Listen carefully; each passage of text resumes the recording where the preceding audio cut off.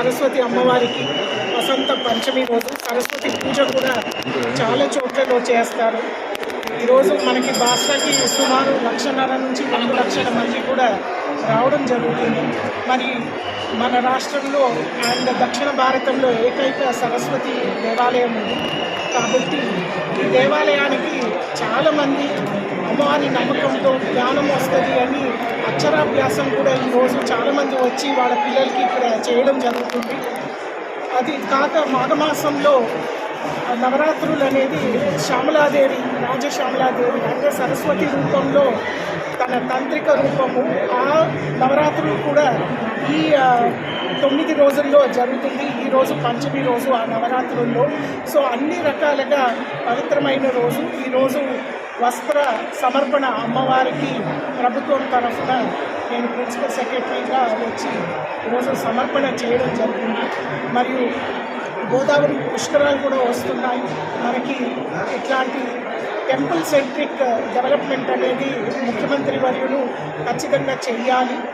బాస్రా నుంచి భద్రాచలం వరకు ఒక పూర్తి స్థాయిలో దేవాలయాలన్నింటినీ కూడా అభివృద్ధి చేయించుకుంటూ ఒక టూరిజం సర్కిట్ పిలిగ్రిమ్ సర్కిట్ని కూడా క్రియేట్ చేయాలి అని ఒక తపనతో వారు మన క్యాబినెట్ మీటింగ్ కూడా పెట్టడం జరిగింది.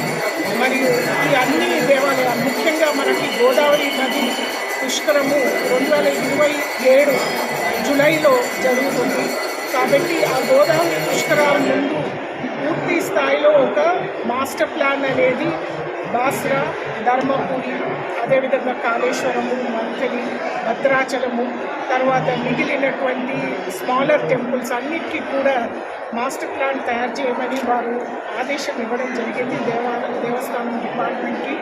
మేము కూడా దేవాదాయ శాఖ తరఫున ఒక కన్సల్టెంట్ని ఎంగేజ్ చేసి మాస్టర్ ప్లాన్స్ ప్రిపరేషన్లో ఉన్నాము.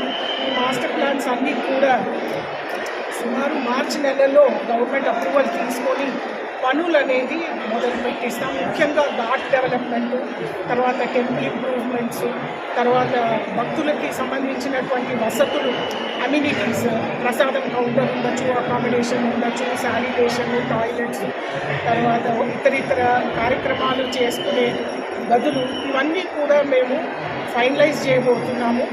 మన బాస్రా దేవాలయానికి సుమారు ఒక 200 కోట్లతో ఆల్రెడీ డ్రాఫ్ట్ మాస్టర్ ప్లాన్ అనేది రెడీ అయ్యింది. అది కూడా ఇక్కడ క్షేత్రస్థాయిలో ఒక పూర్ణంగా ఒక డిస్కషన్ అనేది జరగాలి.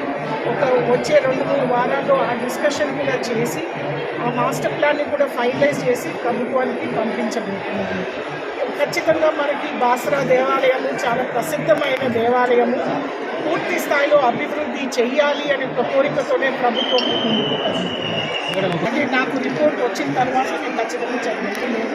ఎక్కడైనా అక్రమాలు జరుగుతుందని ఖచ్చితంగా తీసుకుంటాం. ఆల్రెడీ మన బాస్రా మూవీలో 2 ఎంప్లాయీస్ మీద విజిలెన్స్ సీరియస్ రిపోర్ట్ ఇచ్చారు. దాని మీద డిసిప్లినరీ ఎంక్వైరీ కూడా జరుగుతుంది. వాళ్ళు ఆల్రెడీ యాక్షన్ అనేది తీసుకుంటారు.